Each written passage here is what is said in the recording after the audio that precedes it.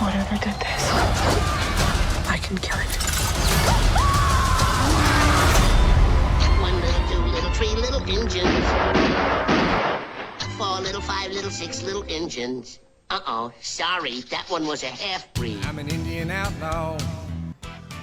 Back in '87, Arnold Schwarzenegger fought an alien with mud, muscles, and manly rage. In 1990, Danny Glover fought one with grit, sweat, and sheer willpower. And in 2022, Hollywood asked, what if the Predator fought someone with an indigenous vagina? I'm tired of watching great franchises get hunted down by streaming executives and skinned alive for content. And look, I wanted to like this, man. Really, I did. Premise sounds cool on paper. Predator comes to 18th century America and hunts Comanche warriors. Hell yeah, sounds dope as fuck. It's stripped down, primal, back to the OG concepts. There is a spark there. Someone on the crew wanted to make something real, something dangerous. Something that could have stood next to Predator and said, yeah, I earned my skull on that wall. But Hollywood doesn't allow that anymore. It doesn't make movies, it makes content. And content has to be safe, sanitized, and algorithmically digestible for all audiences, all platforms, all the time. You can't have danger in your story when your studio's afraid of offending anyone. Do I offend? You can't have heroes when you have zero concept of heroism. And I.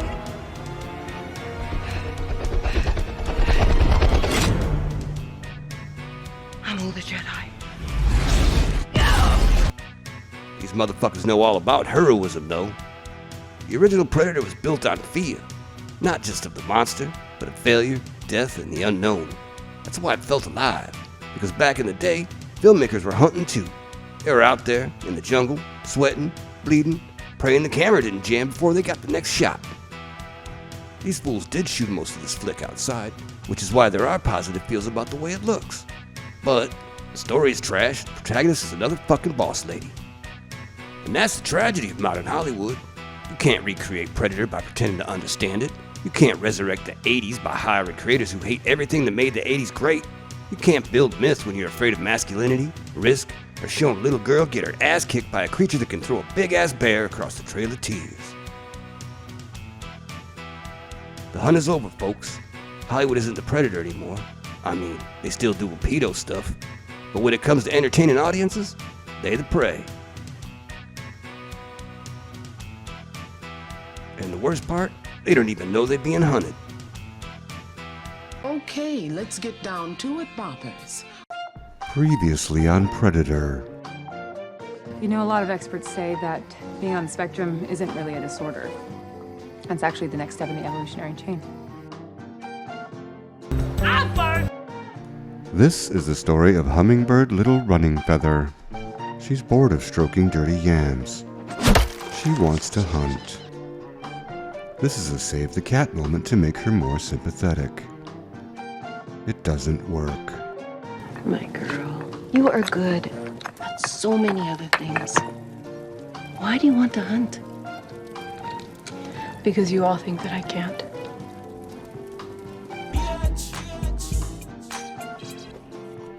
She has a fetish for yo-yo tomahawks.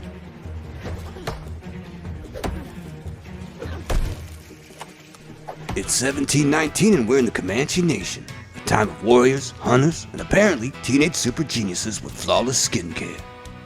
They all so pretty, man. This Hulu exclusive follows a young woman who wants to be a hunter, because nothing says representation like rewriting the Bronze Age into a YA novel about someone trying to smash the gender norms that actually didn't exist the way Hollywood thinks they did. From the get-go, her tribe tells her you're not ready. No, Okay, well, I'll hunt alone if I have to. you can't. Do I need your permission, War Chief?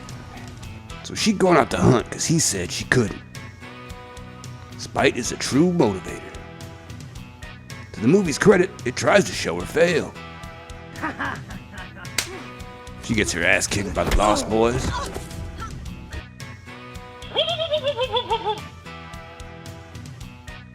Bear versus bow. Finally some realism.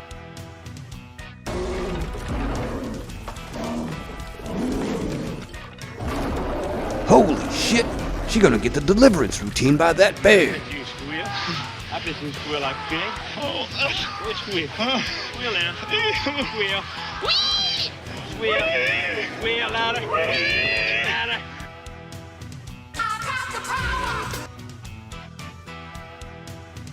Whatever happened to quicksand, man? Back in the day, that shit was in every movie.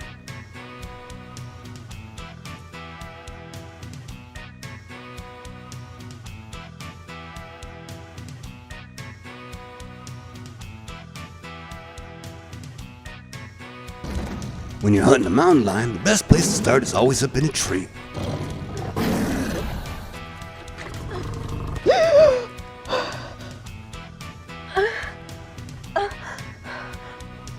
Your brother carried you home. What the hell, man? A broke anchor cat head? But these failures are shot like empowerment montages, not setbacks. Then the predator shows up. This is the story of Feral Predo. That's my name, don't wear it out. He hunts critters. Be very, very quiet. I'm hunting weapons. He was dropped off by his parents for a play date, and no one's there to play with him. He has a fetish for being choked out by little Indian girls. What is up with that helmet? This fool ain't no slouch. He murders white folk like a Midwestern serial killer. He let Legolas live, though. Wonder why. That's crazy! Hey man, whenever another movie is made using an iconic character with cool weapons, you gotta add new tech, players. Sometimes it works, sometimes it doesn't. No plasma cannon, metal melting extender rod, floating spinny bombs. Alright.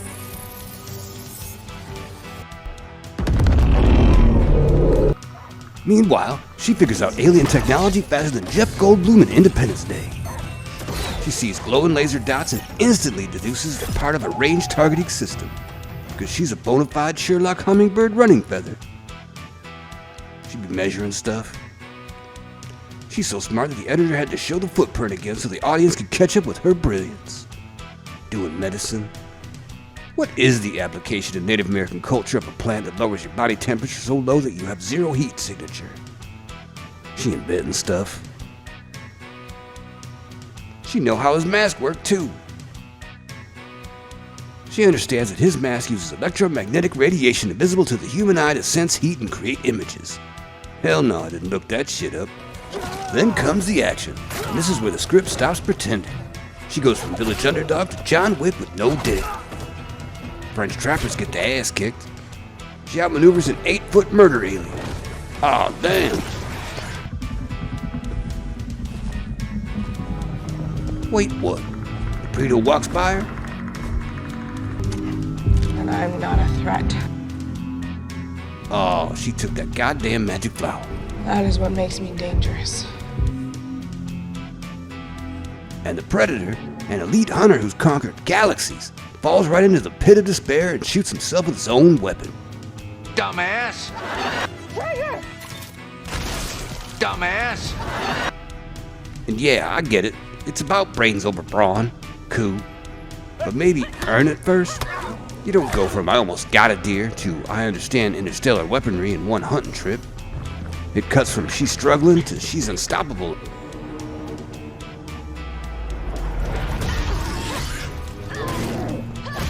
And don't get me wrong, I'm not against strong female leads. I'm against lazy writing that confuses flawless with empowering. Ripley had flaws. Sarah Connor had fear. They grew under their power. Hummingbird starts perfect and ends prophetic.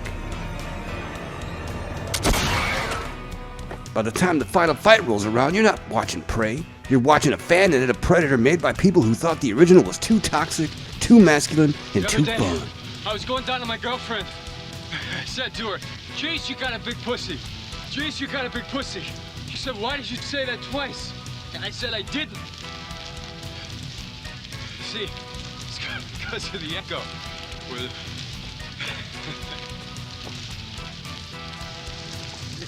And when it's over, when she stands victorious, holding the Predator's glowing green blood trophy, You can't help but feel like the writers were less interested in telling a great story and more interested in sending a message to little girls. Anything you can do, I can do better. I can do anything better than you. Prey isn't the Predator franchise reborn. It's the Predator franchise taxidermied, stuffed, posed, and mounted on Disney Plus for algorithmic engagement. They call it Prey, but the only thing being hunted here is nostalgia. And Hollywood's been bleeding it dry for years. If it bleeds, we can kill it. If it bleeds, we can kill it. There's still only 2 Predator movies. Everything else, fan fiction with a budget.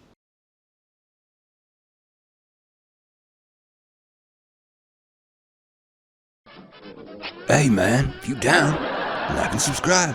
Catch you on the flip side, flapjacks.